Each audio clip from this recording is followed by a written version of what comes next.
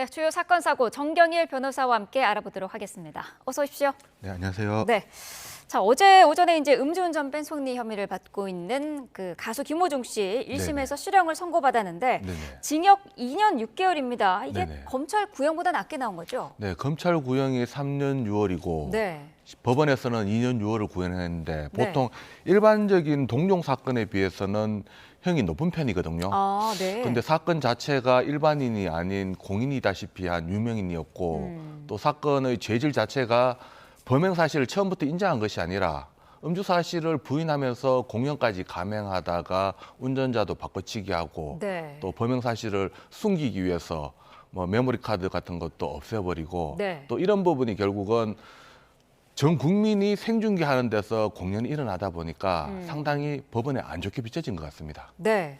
김호중 씨가 음주운전 사실은 시인은 했는데 이게 혐의에서는 빠졌더라고요. 네, 맞습니다. 네. 사실 이번 사건 같은 경우에는 음주운전하고 교통사고를 발생시키고 그 범행 현장을 떠났습니다. 네. 그러면 음주운전은 처음의 시초, 그러니까 범행의 시발점이라 할 수 있거든요. 그런데 이 부분은 나중에 단속이 안 되다 보니까 밝혀지지 않은 부분이 있습니다. 결국 남은 것은 사고 내고 도망간 부분, 음주운전, 교통사고, 또 네. 도주치상, 또 범인 도피 교사죄 이 부분만 처벌받은 것이나 마찬가지입니다. 그렇군요.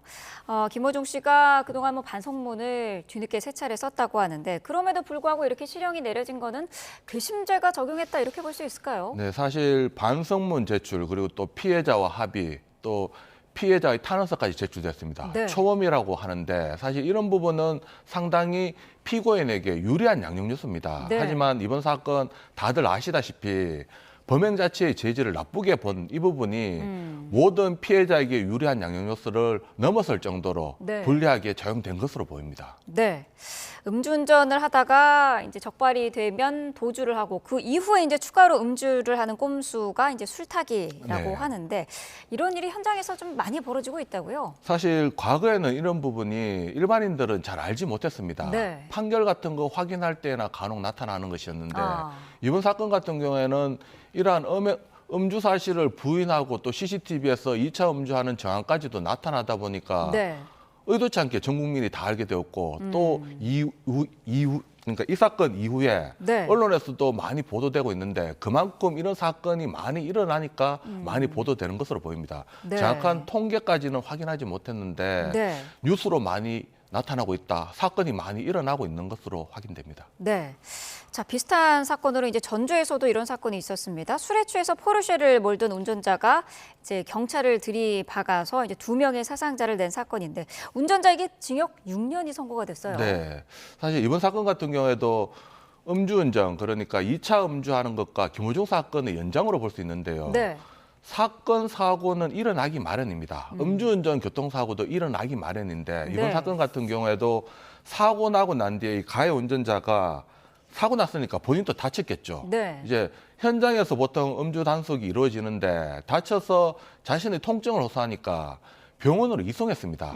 그런데 경찰이 따라가야 되는데 따라가지 못하고 경찰 없는 틈을 타서 네. 결국 거기에서 병원에서 도주를 하고 네. 같이 온 지인하고 맥주 한 캔을 추가로 마셨습니다. 아하. 사실 음주운전 교통사고를 발생시킨 사람이 본인이 아픈 상황에서 맥주를 마신다는 것은 제정신이 아니고서야 할 수 없는 행동이거든요. 결국 자신의 음주 사실을 숨기기 위해서 2차 음주를 한 것입니다. 네. 이런 부분이 고려되어야 될 것인데 법원에서는 사실 사고 당시 음주 사실을 제대로 측정을 못 해버렸습니다. 네. 보통 1차 음주가 있고 2차 음주가 있다면 논리적으로 생각한다면 2차 음주한 거 빼고 계산하면 될 텐데 뺄 때는 의심스러울 때는 피고인의 이익으로 무죄 네. 추정의 원칙이기 때문에 가급적이면 피고인에게 유리하게 제거합니다. 네. 그러면 남는 것은 혈중 알코올 농도가 별로 없는데 또 측정한 것이 사고 당시의 혈중 알코올 농도를 측정한 것이 아닙니다. 네. 그 이후에 측정했기 때문에 또 유두마크 공식을 역추산 이런 부분이 생기기 때문에 결국 피고인에게 유리하게 적용하다 보니까 면허 정지 수치의 음주만 남게 되었고 네. 단순 음주운전 교통사고 치사상 이렇게 돼버렸습니다. 그러면 사실 단순 음주운전 교통사고 치사상죄는 사망이든 부상이든 사람 수에 관계없이 최대 5년의 근무형에 처해질 수밖에 없습니다. 네. 그런데 이번 사건 같은 경우에 6년의 징역형이 선고되었거든요. 네. 음주운전하고 교통사고 처리특례법 위반죄 두 죄가 경합돼서 법정형은 최대 7년 6월의 징역형입니다. 네. 그러면 최대 7년 6월의 징역형에서 6년형이 선고되는데 거기에 또 내막도 있습니다. 네. 이 사람이 피해자 사망한 사람과 3억 5천, 또 부상한 사람과 3억, 그러니까 총 6억 5천의 합의까지 봤거든요. 네. 합의까지 봤는데 법원에서는 이런 전후 사정을 다 파악해가지고 아하. 그나마 위험운전 치사상죄로 기소는 못했지만 거기에 걸맞는 형을 선고한 것으로 평가는 됩니다. 네. 자, 말씀 중에 그 현장에서 어쨌든 바로 이제 혈중 알코올 농도를 측정을 했어야 되는데 그 부분을 놓친 부분이 있었고 네. 그 이후에 이제 역산하는 그런 방법이 위드마크 공식인데 이게 네. 근데 증거 능력이 아예 없는 건 아니지 않습니까? 네, 위드마크 공식. 그러니까 사실 음주운전 혈중 알코올 농도에 따라서 처벌을 할 수밖에 없는데 네. 사고 당시, 그러니까 운전 당시 혈중 알코올 농도를 측정해야 됩니다. 네. 하지만 사고 나고 도망가 버린다든가 그러면 측정을 못하기 때문에 이론상 위드마크 공식이라고 음주량 그리고 알코올 도수, 마신 술의 양 어느 정도 마셨느냐 이런 걸 가지고 이론상 계산을 합니다. 하지만 네. 이론상 계산하다 보니까 사고 당시 혈중 알코올 농도를 열추산하게 되는데 보통 음주운전했을 때 감소 수치는 보통 술을 깬다라고 그러죠. 그렇죠. 시간당 0.008에서 0.03% 정도 빠지는데 아. 이 편차가 큽니다. 네. 그러면 역추산할 때는 이 부분에 대해서 측정했을 때와 음주했을 때 그 시간이 길더라도 별로 빠지지 않습니다. 그런데 네. 이 사람 같은 경우에는 사고 나고 난 뒤에 추가 음주했다. 그러면 이 부분을 뺄 때는 또 많이 빼버립니다. 그러면 이거저거 다 빼고 나면 판결문을 보다 보면 네. 위드마크 공식을 적용해서 음주운전 혈중 알코올 농도가 마이너스가 나오는 기이한 오히려. 현상까지도 발생되고 네. 있거든요. 이번 사건 같은 경우에도 거기에 연장으로 결국 음주운전에 대해서는 위험운전 치사상죄로는 기소조차 못하고 네. 단순 음주운전 교통사고로 기소한 사건이었습니다. 보니까 이 가해자 같은 경우에는 집행유예 기간 중에 또 범행을 저질렀고요. 네. 과거 2차례 음주운전으로 형사처벌을 받은 적도 있더라고요. 네.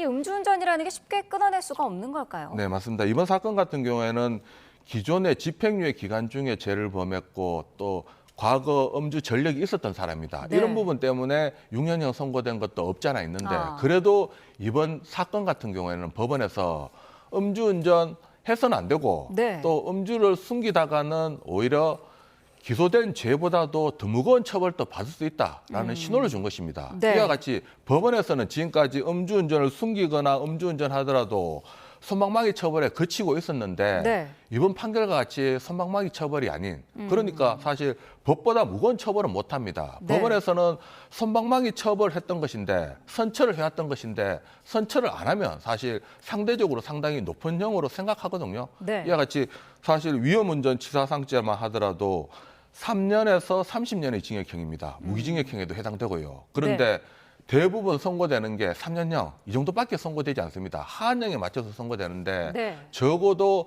상한형이 있고 하한형이 있다면 그 중간 지점이라도 선고된다면 이런 음주운전 근절에 도움이 될 것으로 보입니다. 네. 자, 어쨌든 음주운전 절대로 하지 말아야 될 것 같습니다. 다음 사건 짚어보겠습니다. 북한강 시신 훼손 살인 사건의 피의자 양광준의 신상이 공개가 됐는데 이게 군인 신분의 피의자 신상 공개는 처음이더라고요. 네, 맞습니다. 신상 정보 공개가 도입된 이후로 군인의 신분을 가진 자가 이와 같이 공개가 된 경우는 처음인데요. 네. 이번 사건 같은 경우에는 사실 우발적인 범행이냐, 뭐 계획적인 범행이나 또 그리고 범행의 잔혹성 이런 부분에 대해서도 많이 논란이 되었습니다. 또 다른 특이점이 있는 것이 과거에는 신상 정보 공개가 결정이 내려지면 곧바로 공개 결정이 이루어졌는데 이번 사건 네. 같은 경우에는 이 피해자가 이 정보 공개 결정에 대해서 5일간 유예 기간이 있는 사이에 불응을 했습니다. 네. 이의 신청을 한 것이죠. 이의 신청을 하니까 정보 공개 신청에 대해서 가처분, 그러니까 하지 말아라는 가처분 신청을 했었고 법원에서는 이 부분에 대해서 뭐 급박한 위험이 발생될 손해는 없다, 뭐 예방할 만한 손해도 없다라는 취지로 네. 이와 같은 사건에 대해서 기각 결정을 하고 그 이후에 신상 정보 공개가 되었는데 네. 결정되고 난 뒤에 어느 정도 시간이 소요되었다는 점 좀 특이한 점이 있었습니다. 네. 어쨌든 결과적으로는 이제 신상이 공개가 된 건데 그 과정에서 말씀하신 그 부분입니다. 피해자가 정보 공개 이의를 신청하는 게 맞는 거냐 이런 지적이 있거든요. 네네네. 네. 사실 이러한 신상 정보 공개를 하게 된다면 사실 아직까지는 무죄 추정의 원칙이 적용되는 것이기 때문에 네. 피의자에게 돌이킬 수 없는 손해도 발생될 수 있다. 이런 취지를 고려해서 곧바로 공개 결정이 이루어지는 것이 아니라 5일간의 유예 기간을 두고 또 여기에 대해서 불복적인 방법, 행정심판, 행정소송 절차를 마련하고는 있습니다. 네. 하지만 이런 부분이 있으면 결국은 모든 공개 결정에 대해서 이의 신청을 하게 되면 그 기간만큼의 어떤 더 공백이 발생되는 부분이 있습니다. 네. 그러면 보통 이와 같은 신상 정보 공개를 하는 이유는 그만큼 관심을 집중이 되는 상태에서 이 부분에 대해서 모든 사건을 빨리 종결시켜서 어떤 이런 정보 공개를 하자는 취지인데 이런 정보 공개 제도의 취지가 퇴색되는 부분도 없지 않아 있기는 합니다. 네. 강력범죄 피의자의 신상 정보 공개가 되는 기준이 어쨌든 있긴 있는데 이게 모호하다는 지적이 있습니다. 범행의 잔인성이나 중대성은 동일한데 누구는 공개되고 누구는 공개되지 않고 이건 어떻게 봐야 될까요? 네, 사실 이와 같이 신상 정보 공개하는 요건은 갖춰져 있긴 합니다. 네. 뭐 범행의 중대성, 증거의 명확성, 또 공공의 이득, 또 피해자에 대한 침해가 어느 정도까지 이루어지느냐 네. 이런 기준 요건은 갖춰져 있지만 대부분 일반적이고 추상적인 기준이다 보니까 어떤 사건에 따라서 공개되기도 하고 공개되지 않기도 합니다. 네. 구체적인 예를 본다면 서울 북부지검에서 8월 중랑구 아파트 주민 폭행 사건에 대해서는 흡연장 살인 사건이라고 하죠. 피의자 최성우는 신상 정보 공개 결정을 했습니다. 네. 하지만 서울 서부지검 7월 달 은평구 같은 아파트 단지 주민의 일본도 살인 사건 피해자에 대해서는 신상 정보 공개를 비공개 결정했습니다. 그렇죠. 네. 그러면 일반인들이 생각할 때는 어떤 건 공개하고 어떤 건 공개하지 않느냐라는 말이 나올 수밖에 없거든요. 네. 신상 정보 공개에 대해서는 좀 더 구체적인 기준을 마련할 필요가 있겠습니다. 네, 알겠습니다. 자, 신상 공개와 관련한 논란까지 짚어봤습니다. 오늘 말씀은 여기까지 듣도록 하겠습니다. 정경일 변호사와 함께했습니다. 고맙습니다. 네, 고맙습니다.